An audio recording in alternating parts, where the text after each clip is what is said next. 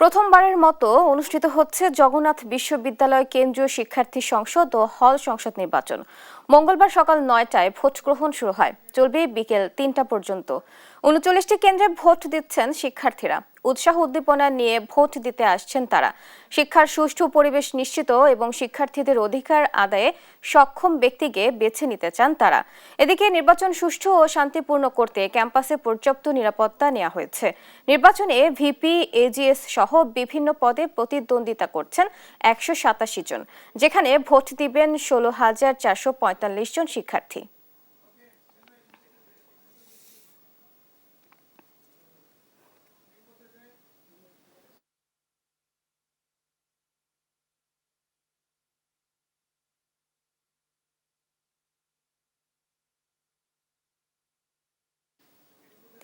দর্শক, জগন্নাথ বিশ্ববিদ্যালয়ে রয়েছেন সহকর্মী তাইফুর রহমান তুহিন ও ফজলে আদিত্য, সরাসরি যোগ দিচ্ছেন তারা।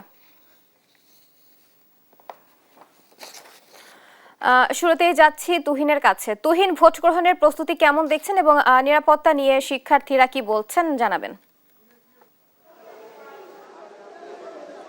বুবলি, আপনাকে ধন্যবাদ। আপনি যেটি বলছিলেন যে আসলে দীর্ঘ প্রায় ২১ বছর এই বিশ্ববিদ্যালয়টি প্রতিষ্ঠিত হয়েছে, তারপর থেকে কিন্তু আসলে ছাত্র সংসদ নির্বাচন হয়নি। এটি কিন্তু প্রথম, যে কারণে কিন্তু বিশ্ববিদ্যালয়ের শিক্ষার্থীদের মধ্যে কিন্তু একটি উৎসব মুখর একটি পরিবেশ আমরা দেখছি। আমরা যদি দেখাতে চাই যে আসলে এখন পর্যন্ত যে সমস্ত এই নির্বাচনে কিন্তু ভোট গ্রহণ ৮:৩০টায় শুরু হওয়ার কথা থাকলেও সেটি কিন্তু ৯টায় করা হয়েছে। আমরা দেখেছি যে ৮:৩০টার পর থেকে প্রত্যেকটি বুথে যে ব্যালট পেপার এবং ব্যালট বক্স সেটি কিন্তু পৌঁছে দেওয়া হয়েছে। ইতিমধ্যে সমস্ত কার্যক্রম সম্পন্ন এবং ঠিক ৯টা বাজে কিন্তু ভোট গ্রহণ শুরু হওয়ার কথা এবং হয়তো সেটি শুরু হয়ে গেছে। তবে আমরা দেখছি যে আসলে সেই ৯টায় ভোট হলেও কিন্তু আমরা দেখেছি যে সেই ৭টার পর থেকেই কিন্তু আসলে বিশ্ববিদ্যালয়ের প্রধান ফটকে শিক্ষার্থীরা কিন্তু জড়ো হতে থাকে।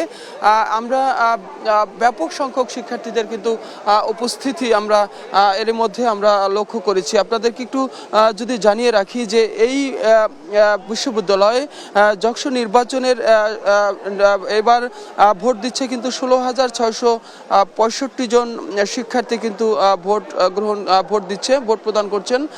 তবে কেন্দ্রীয় সংসদ নির্বাচনে কিন্তু 4টি প্যানেলে নির্বাচন হচ্ছে, যেখানে আমরা দেখছি যে ছাত্র দলের প্যানেল রয়েছে, ছাত্র শিবিরের প্যানেল রয়েছে, বাম জোটের প্যানেল রয়েছে এবং জাতীয় ছাত্র শক্তির কিন্তু এখানে একটি প্যানেল, মোট 4টি প্যানেলে এখানে প্রতিদ্বন্দ্বিতা হচ্ছে। আমরা দেখেছি যে এই মোট ছাত্র সংসদ এবং হল সংসদ মিলিয়ে 34টি পদের বিপরীতে 190 জন প্রার্থী কিন্তু প্রতিদ্বন্দ্বিতা করছেন।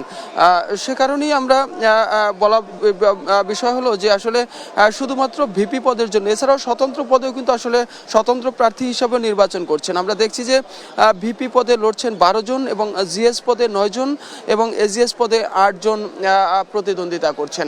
তবে এখন পর্যন্ত যে পরিস্থিতি সেটি কিন্তু অনেকটা উৎসবমুখর পরিবেশই আসলে বিরাজ করছে। সেই সাথে বিশ্ববিদ্যালয়ের যাতে এই নির্বাচনকে কেন্দ্র করে কোনো ধরনের অপ্রীতিকর পরিস্থিতি না ঘটে সে লক্ষ্যে আমরা দেখছি যে ব্যাপক সংখ্যক আইনশৃঙ্খলা বাহিনী মোতায়েন রয়েছে, পুলিশের পাশাপাশি বিজিবিও কিন্তু মোতায়েন রয়েছে। সব মিলিয়ে যদি বলা চলে যে আসলে অনেকটাই উৎসবমুখর পরিবেশেই কিন্তু আসলে এই ভোট গ্রহণ ৯টা বাজে শুরু হওয়ার কথা এবং সেটি শুরু হয়েছে।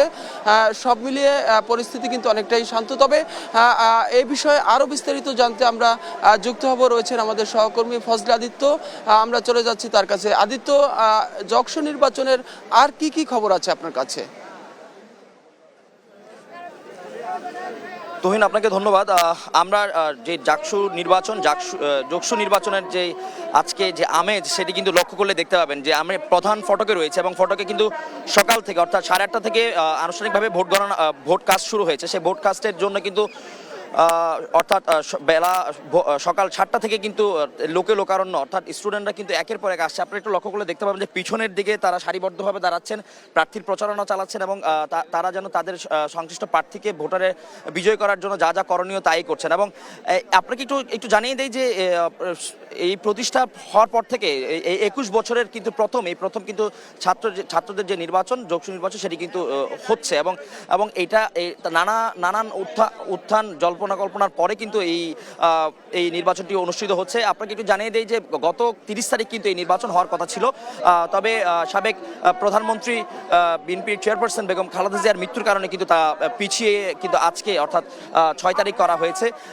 আমরা দেখতে পাচ্ছি যে এখানে কিন্তু প্রার্থীর যে ব্যাপক প্রচারণা সেটি কিন্তু চলমান রয়েছে এবং প্রার্থীরা কিন্তু এই যে নির্বাচন সেটি নিয়ে কিন্তু ব্যাপক আশাবাদী এবং তারা বলছে যে এই নির্বাচন থেকে কিন্তু তাদের যে অধিকার সেই অধিকারগুলো কিন্তু বাস্তবায়ন করা সম্ভব। আমরা একটু প্রার্থীর পক্ষে কয়েকজন প্রচারণা করছে, আমরা একটু তাদের সাথে যুক্ত হতে চাই, তাদের সাথে কথা বলতে চাই।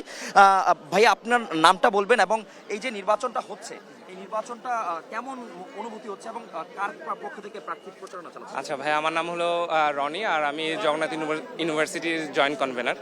আমি বেসিক্যালি রাকিব তানজিল খাদিজা পরিষদের পক্ষে নির্বাচনী প্রচারণা চালাচ্ছি। আপনারা জানেন যে 2005 সালে বেগম খালেদা জিয়ার এই বিশ্ববিদ্যালয় মানে প্রতিষ্ঠিত হওয়ার পর অনেক চড়াই উতরাই পার হয়ে আজকে 2025 সালে 26 সালে আমরা পড়েছি। তো যোগসু ইলেকশনটা আমাদের খুবই প্রাণের দাবি ছিল। ছাত্রদল সবসময় যোগসু ইলেকশনের পক্ষে ছিল এবং ছাত্রছাত্রীদের যে অধিকার আদায়ে সবসময় সচেষ্ট ছিল।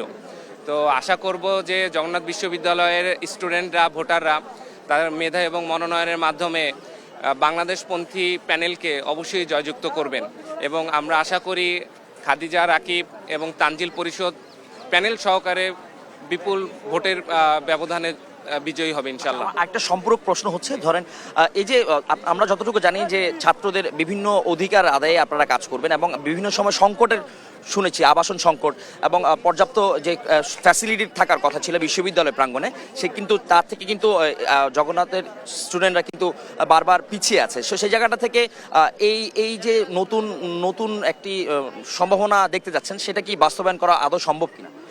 দেখেন, 2005 সালে যখন দেশনেত্রী বেগম খালেদা জিয়া এই বিশ্ববিদ্যালয়কে প্রতিষ্ঠিত করেছিল, এরপরে কিন্তু আওয়ামী ফ্যাসিস্টের আমলে এই বিশ্ববিদ্যালয়ের সব থেকে বেশি বঞ্চিত বিশ্ববিদ্যালয়। বাংলাদেশের সকল বিশ্ববিদ্যালয়কে আপনি দেখবেন যে তাদের কিন্তু মাথাপিছু যে বরাদ্দ সেটার পরিমাণও কিন্তু অনেক বেশি। সেক্ষেত্রে কিন্তু জগন্নাথ বিশ্ববিদ্যালয়কে সবসময় বঞ্চিত করা হয়েছে।